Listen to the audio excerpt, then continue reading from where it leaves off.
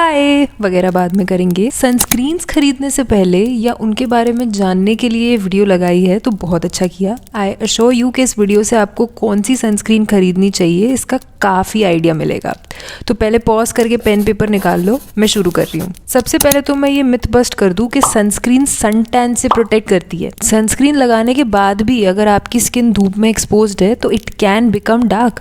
वो सिर्फ आपको सन के हार्मफुल यूवी रेज से प्रोटेक्ट करती है which can even lead to skin cancer. अब सनस्क्रीन्स मेजरली 3 तरह की होती हैं, chemical sunscreen, mineral sunscreen and hybrid sunscreen. अब इन तीनों में फर्क क्या है? केमिकल सनस्क्रीन्स आपको धूप में निकलने से 15 मिनट पहले लगानी होती है ताकि वो स्किन में अब्जॉर्ब हो जाए, तभी वो अपना काम कर पाएंगी। अब अब्जॉर्प्शन सही चीज है या नहीं इस बारे में बाद में बात करेंगे। वहीं मिनरल सनस्क्रीन आप धूप में निकलने से तुरंत पहले भी लगा सकते हो क्योंकि it doesn't absorb into your skin, it sits on the top of your skin. Hybrid in दोनों का मिक्स होती है। इसमें केमिकल सनस्क्रीन के ऑर्गेनिक फिल्टर्स होते हैं और मिनरल सनस्क्रीन के इनऑर्गेनिक फिल्टर्स होते हैं। अब ये फिल्टर्स क्या होते हैं? फिल्टर्स वो इंग्रेडिएंट्स होते हैं जिसकी वजह से सनस्क्रीन आपको यूवी रेज से बचाता है। अब आता है सबसे इंटरेस्टिंग पार्ट। सन की यूवी रेज 2 तरह की होती हैं, यूवी ए और यूवी बी। दोनों ही हार्मफुल होती हैं। वैसे तो यूवी सी रेज भी होती हैं लेकिन वो हमारे स्किन के लिए हार्मफुल नहीं होती, तो हम उस बारे में बात नहीं करेंगे। लेकिन यूवी ए रेज से हमको कितना प्रोटेक्शन एक सनस्क्रीन दे रही है ये जानने के लिए हमारे सनस्क्रीन पे होती है पीए रेटिंग। इसमें जितने ज्यादा प्लसेस होंगे उतना अच्छा प्रोटेक्शन आपको यूवी ए रेज से मिलेगा। अभी तक हाईएस्ट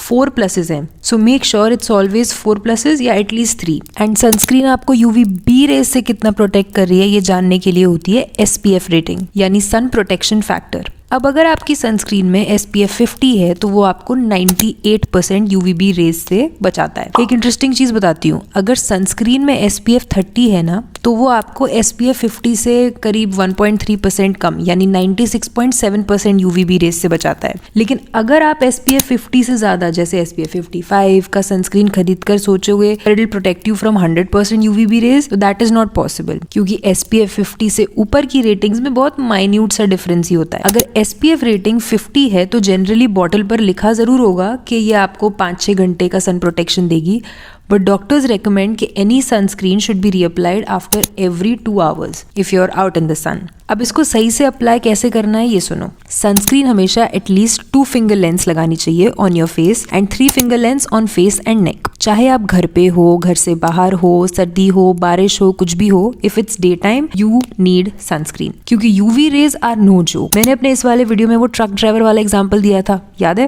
तो अब तक हमने जाना कि सनस्क्रीन 3 तरह की होती है। SPF क्या होता है, पीए रेटिंग क्या होती है, कितनी सनस्क्रीन लगानी चाहिए और कब लगानी चाहिए। अगर आपकी मेरी तरह oily to combination, acne prone, even sensitive skin है, मैंने डिस्क्रिप्शन बॉक्स में अपनी सनस्क्रीन का लिंक दिया हुआ है, इसे खरीद लो। मगर मान लो ये सनस्क्रीन बाजार में आनी बंद हो गई, फिर कैसे खरीदोगे? इसलिए 3-4 चीजें और समझ लो थोड़ा सा। सही सनस्क्रीन कैसे खरीदते हैं मालूम पड़ जाएगा। सनस्क्रीन जो है वो एक तो ऐसे क्रीम या जेल फॉर्म में आती है, दूसरा स्टिक फॉर्म में आती है और तीसरा पाउडर फॉर्म में आती है। इसमें सबसे इफेक्टिव क्रीम या जेल सनस्क्रीन होती है because it stays longer. If you have dry skin go for thick cream once and उसके अलावा everyone can opt for a gel based sunscreen or a creamy one which is thinner in consistency. अगर makeup लगाते हो तो reapply करने के लिए you can buy a stick sunscreen and उससे इफेक्टिव प्रोटेक्शन लेने के लिए you should apply it like this. Number 2, check if the sunscreen says no white cast क्योंकि व्हाइट कास्ट से गोरापन नहीं होता है। जैसे फेयर एंड लवली की व्हाइट कास्ट को लोग गोरेपन से कंफ्यूज कर लेते हैं। White cast is a white layer on top of your skin जो काफी सनस्क्रीन्स फॉर्म कर देती हैं फेस पर, बिल्कुल अच्छी नहीं लगती। Number 3, check if it's sweat proof. कई सनस्क्रीन जो है ना वो स्वेट से रिमूव हो जाती हैं। हाउएवर इससे मुझे कोई फर्क नहीं पड़ता क्योंकि रीअप्लाई तो वैसे भी करना होता है, तो स्वेट प्रूफ क्या ही करेगा। नंबर 4,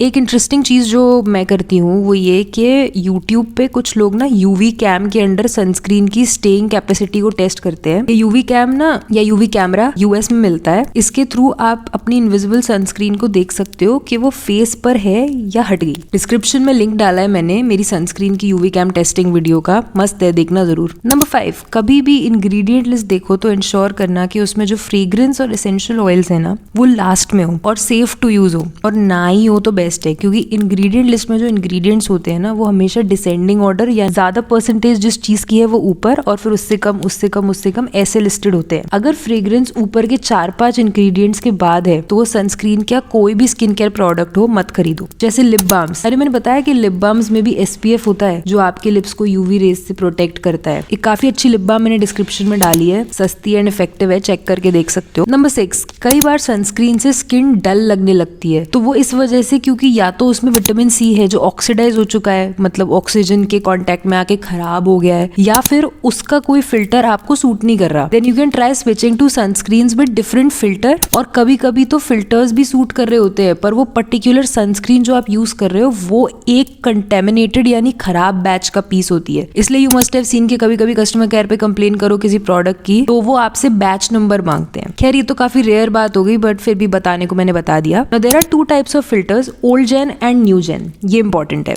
ओल्ड जेन फिल्टर्स वो हैं जिन पर काफी सालों से रिसर्च और स्टडीज ह्यूमंस पर हो चुकी हैं उनकी एफिकेसी पता करने के लिए। एंड न्यू जेन फिल्टर्स जैसे EHT ethyl hexyl triazone is considered eco friendly, मगर इन पर ज्यादा रिसर्च पेपर्स और स्टडीज नहीं है। कोरिया की स्किन केयर इंडस्ट्री के बारे में मैंने अपने कोरियन स्किन केयर वाले वीडियो में बात की थी कि कैसे ये लोग नई नई रिसर्च करते रहते हैं। Countries like USA is also way behind them. तो ये न्यू जेन फिल्टर्स वाले सनस्क्रीन्स भी इन्हीं ने मार्केट में इंट्रोड्यूस किए हैं। One of such brands is beauty of Joseon. जो स्किन केयर एंथुसियास्ट है ना, they're absolutely loving it। उसका लिंक भी डिस्क्रिप्शन में है। If you can afford you should definitely try that, because थोड़ी सी महंगी है तो मैंने तो ट्राई नहीं किया अभी तक, but if you can afford go for it. अब ये फिल्टर्स कार्सिनोजेनिक है या नहीं, मतलब ब्लड स्ट्रीम में एब्जॉर्ब होकर कैंसर तो नहीं पैदा कर देते। तो yes they go into your blood stream, but cancer and all no. Since the doses is less which is mostly just the face and sometimes hands and not your full body 365 days, so they're not hazardous। And please, you're free to not believe me, please do your own research and read about it in the research papers। I'm going to link some of the research papers in the description box down below, you can check them out। सात्विक movement का नाम सुना होगा आपने, उन्होंने एक video बनाई थी calling sunscreens toxic and how we should not apply them, after which Dr. Shireen Idris, who is a board certified dermat based in NYC, उनका YouTube पे चैनल है, उन्होंने इसको टेक डाउन करा दिया था क्योंकि वो कंप्लीट मिस इन्फॉर्मेशन दे रहे थे। एंड फिर उन्होंने सनस्क्रीन के इंपॉर्टेंस को भी शेयर किया था। एंड एट लास्ट इतना सब किया है तो खरीदने से पहले always check the lab test certificate, which is a full disclosure of how effective a sunscreen is and if it actually is a PA4+ and SPF 50 rating or not. Hi.